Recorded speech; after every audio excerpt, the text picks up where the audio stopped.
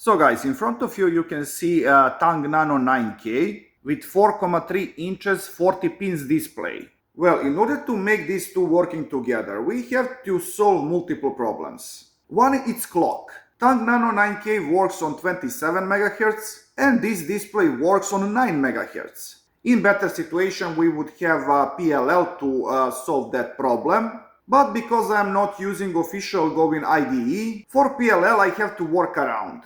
But I'm going to choose another option. I'm going to show you how to do it without clock synchronization. That is not the best solution, but it works. Another matter is, this microcontroller, it's a not powerful device. So even small resolution like this one, it's problematic. Therefore, in memory we are going to deal with much lower resolution, but later on driving part we are going to do upscaling. So hopefully at the end of this episode we are going to have fully functional drive that is going to be able to draw primitives like rectangles. By no means this is going to be final product. The purpose of this episode is for you to understand how all of this works. And I think that this is not going to be the only episode. There are many more subjects to cover in this field, but this episode is going to create a very strong base for you. Now, connecting these two, it's not complicated at all. In here, you have 40 pins display slot. I'm going to put this ribbon inside. And you have small lock aside. Just press it gently. It's connected. Now I'm just going to plug this microcontroller to my USB. And we are ready to work. So first question that we have to deal with, it's pin out, or how to set up your pins. And this is pin out for Tang Nano 9K, so check this out. I'm going to zoom in a little bit so you can see better. We are going to deal with these pins, RGB. So this is RGB enable pin. This is vertical synchronization. This is horizontal synchronization. This is RGB clock. Bits with B, it's for blue color. So we have 7, 6, 5, 4, 3. Now G, it's for green. And on this side we have R pins. Those pins are for red color. And how we are going to set it? Check pin that you need and check its proper number. And now let me show you how that looks in Visual Studio Code. Here we are. So this is LCD R0, LCD R1 and so on. We have a reset pin in here. We have enable pin, vertical synchronization pin, horizontal synchronization pin, LCD clock, and main clock. Now, how we are going to approach to this project? I intend to make 3 different modules. One named frame buffer. As name implies, that buffer is going to hold all of our colors, but downscaled, because we have to be really careful what we are doing with memory. The less we use, the better. Then we are going to have another module, driver. That module is actually going to write into memory. And finally, with top module, we are going to read from buffer and we are going to put those colors on the screen. And in order for this episode not to take too long, I'm going to fast forward my typing and later on I'm going to explain everything. So let's start with frame buffer.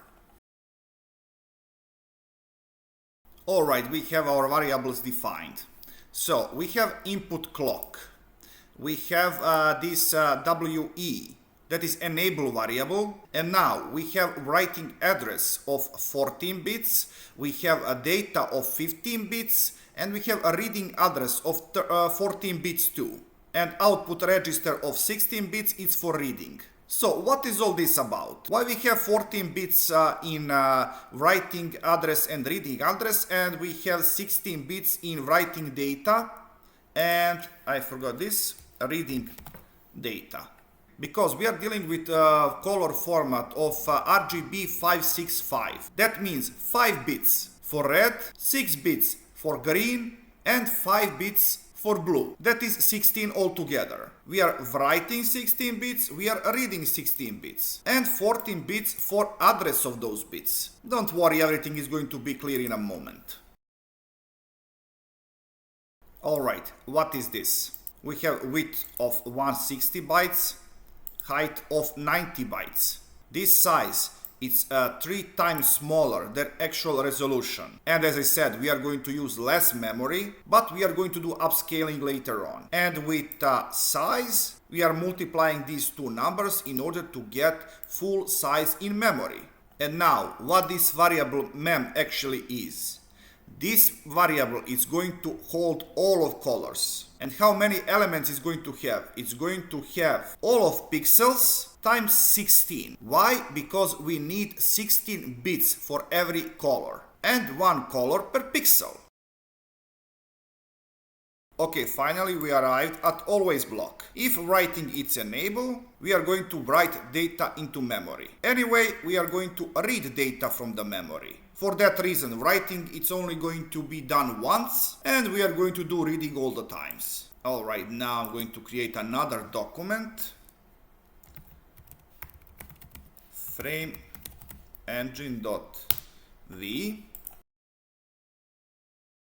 We have our variables declared, so we have clock, reset, we have start and busy. With start we are going to initialize writing. Busy it's one of the control variables. Now we have another control variable called writing enable. We have address of pixels with 14 bits and actual color with 16 bits. With these two lines we are saying that we want this writing process to be done only once. So now what we have in here, we have data about screen, so 160 by 90, that is going to be multiplied by 3 during upscaling. This is size of the screen in the memory, in pixels of course. And now, this is my red rectangle. Well, you understand that this is not perfect math. And the purpose of this episode is actually your education. Probably with your screen you would have to tweak these values a little bit. So don't take them for granted. With FGX I am holding a position for X, with FGY I am holding position for Y, and these two variables are width and height. So what about this ugly line? In here we are checking whether pixel is within the screen. Of course, if we press reset, every value is back to 0. Now, if we are starting, we are going to set busy to 1 and index X and Y to 0.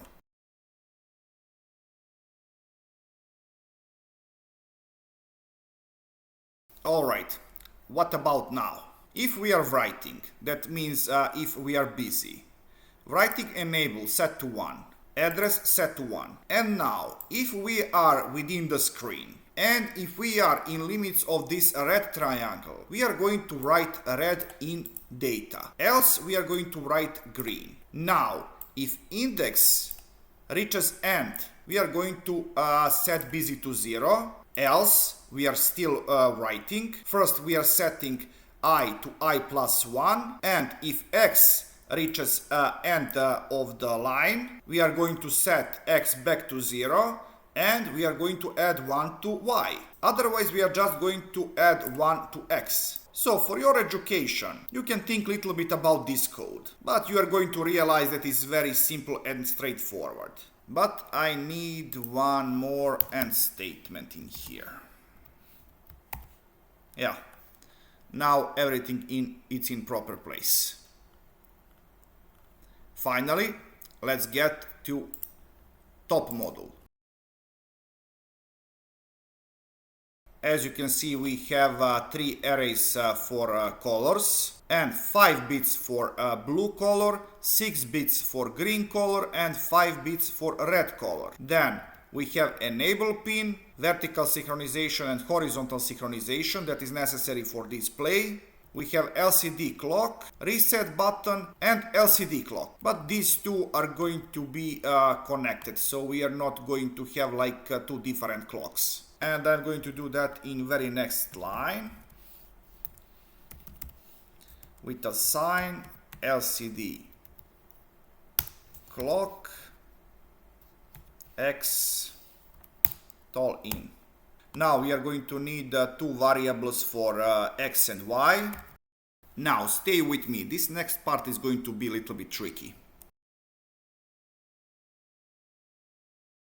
Okay, what is this? As you know, my screen it's 480 by 272, and why in here I am mentioning 799, so 800 by 530, or sorry, 525. Anyway, what looks like 800 by 522 is not the actual image resolution, it's the full timing window in which the display operates. A display doesn't receive pixel coordinates like X and Y. Instead, it receives a continuous streaming of pixels one after the other, and it needs a way to know when to move to the next line and when to start a new frame. That's what H-Sync and V-Syncs are for. H-Syncs tells display, this line is finished, go back and start of the next line. V-Sync tells it, this frame is finished, go back to the top. Because of that, the full 800 by 522 area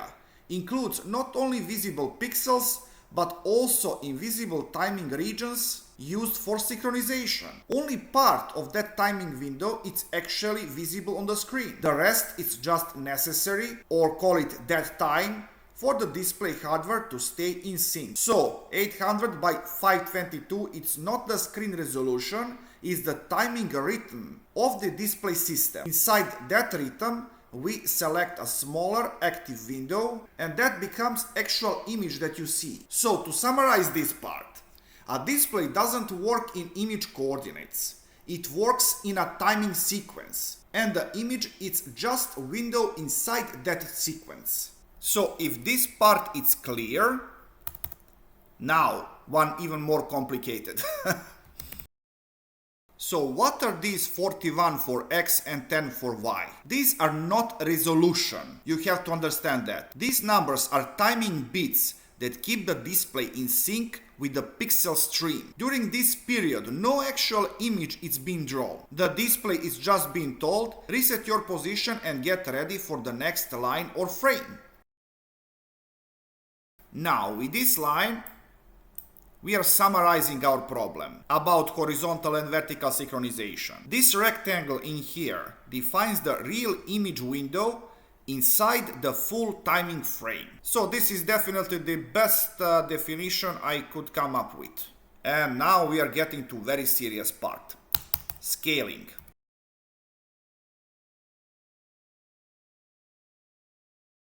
So in essence, what has been done in here? Why we have this Y shift 20? Because we are moving picture into position. We are dealing with two completely different resolutions. So we shrink the image, we shift it into position, and then we map it into linear memory, so the frame buffer can store it. And now we are going to instantiate frame buffer, but first var, we are defining pixels. By the way, this is how you are instantiate one module into the another. And definitely I would have to make one episode about Verilog language itself. But first you can try to pick up as much as possible from the following subjects. So we have frame buffer AFB, and we are taking those variables like clock. We are mapping it to xtal in. So this is clock from frame buffer, and this is xtal in clock from top module. We are mapping WE to WE, W address to W address, W data to W data. Alright, after frame buffer, we are going to instantiate engine. So first we need var WE, and now frame engine, call it engine. Okay, we have everything, and now let's set up our pipeline.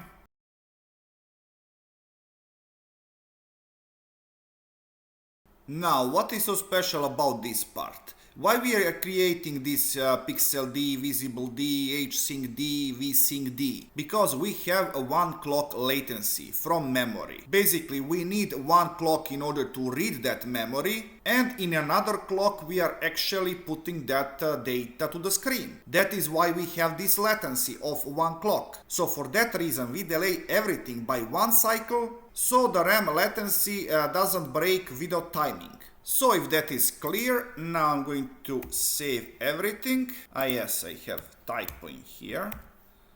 Let me check. I probably have some few more mistakes. Frame buffer. No. It's CLK. It's better now. Let me recheck this entire code once again.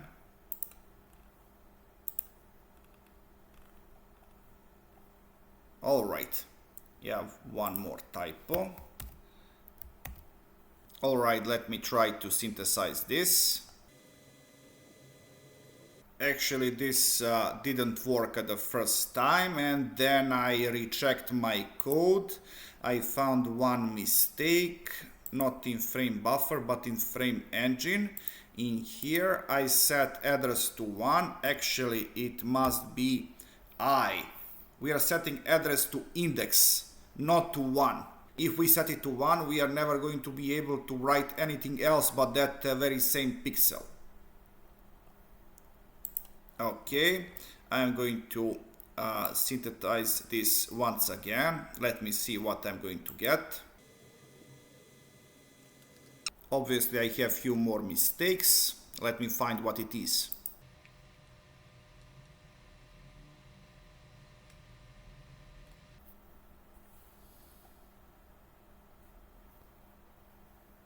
And one more mistake in here. In top module. Close to the beginning of the module. In here. I forgot about this part, and without it, we are only writing to the top row. Okay, let me try once again.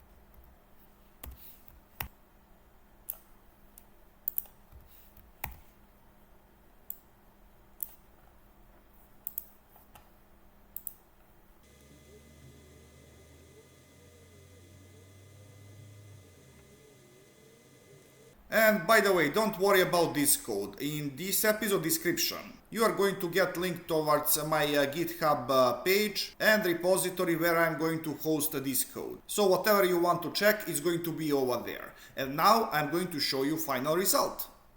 Now, I cannot be sure about how good you can see because of light in my room, but I'm assuring you that it works quite well.